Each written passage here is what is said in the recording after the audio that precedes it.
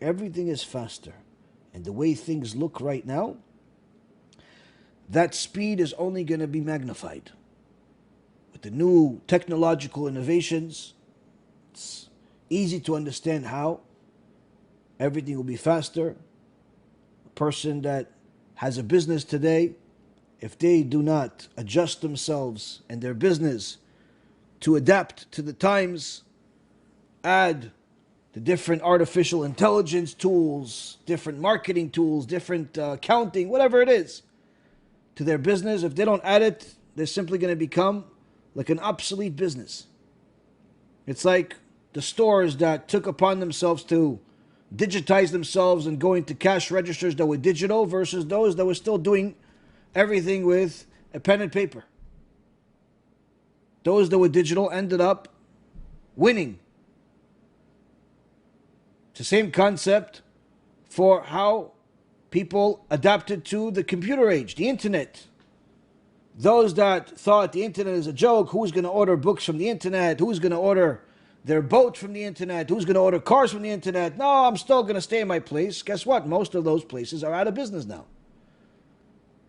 There's no such thing as not having a website. There's no such thing as not having a functioning technology and you're still in business for a long time. Same concept with what's happening now. In fact, one of the things that's happening is that it's not like the cash register or some of the other advancement. This is, in so many words, tools that are going to make each business either function better or simply not be seen by their audience because their competitors are doing it.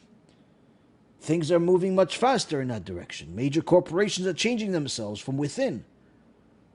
Insurance companies like AIG literally revamped the entire multi-billion dollar company by adapting all types of new artificial intelligence to make their insurance more profitable, whether it's the applications for new policies or it's the determining of what type of payouts to give, or a bunch of other things in between. Everyone knows the insurance industry is usually the slowest to move.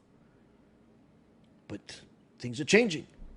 But that's not it. You see the world geopolitical issues. Every other day it seems like there's a new war being declared. You had the war with Russia and Ukraine. Pretty much everyone thought that Russia and Ukraine, the war is going to last maybe a week. Maybe a week. It's been going on for years already. How? The little Nazis from Ukraine, led by a Apikolis, intermarried Jew, who hates Jews. Apparently Hashem wants them to suffer but not be destroyed yet. Why? He gave them the wherewithal to do something new. Use drones made by regular people, not even major corporations. Use drones as the new army. Something the world hasn't seen, only talked about over the last few decades. And literally they've been surviving one of the world powers with their pieces of plastic and metal drones, tiny little drones. That's how they're still alive. How long longer? Who knows? But the point is that this war shouldn't have lasted more than a week. With the major power of Russia, Ukraine should have said, I'm sorry for even bothering you. But you see how that happened. On one end, in the beginning, everyone was against, then for, then against again. In the meantime, you had obviously the war in Israel. Then you have the wars, Pakistan and India. Then you have other countries, either fighting each other, or also fighting Israel, also fighting all types of things. And then the biggest news in the last couple of months has been the acknowledgement of many major American leaders of corporations, of politics, and so on, in so many words, realizing that war with China is only a matter of time. Even though in the last 24, 48 hours it seems like they've become friends again, don't think for a moment that the opinions have changed.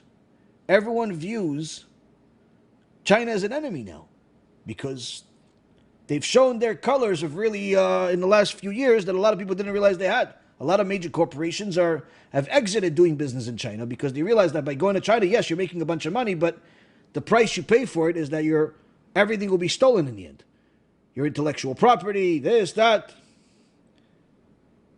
So this was the reason behind why Trump was so harsh on them and why the negotiations are certainly not over. In so many words, everyone is saying, listen, America has to prepare themselves for a war with China within the next 5 years, maybe 10. That's a world war. That's a world war. And you see that Iran, no matter what anybody says about them, they're the most persistent villains on the planet. Care less about what everybody says. Every day they talk about the destruction of their enemies. Israel, America, and pretty much anyone that doesn't agree with their terrorism. Every day they're declaring, yeah, today is going to be the day we're going to destroy the world. And in fact, that's what the Midrash says. That's what the Midrash says, that first there's going to be a negotiation between Edom, Esav, the king of Paras, which is Iran, will come to the king of Edom, negotiate, agree initially, and then go back and destroy the world. This is something that seems like it's literally could be happening any day. With the way the world is going, on one hand you're seeing people prospering, on the other hand you're seeing the other side where destruction is around the corner. We are meant to be a light unto the nations, not to follow their misguided practices. Remember, every Jew has to remember that he's a Jew and she's a Jew. We don't celebrate non-Jewish holidays, even if they seem harmless. It's a zilzul, disrespect to the Torah, and could lead to Chilul Hashem, desecration of God's name. Stick to our holy Torah and our own holidays. That's the path of a true Jew.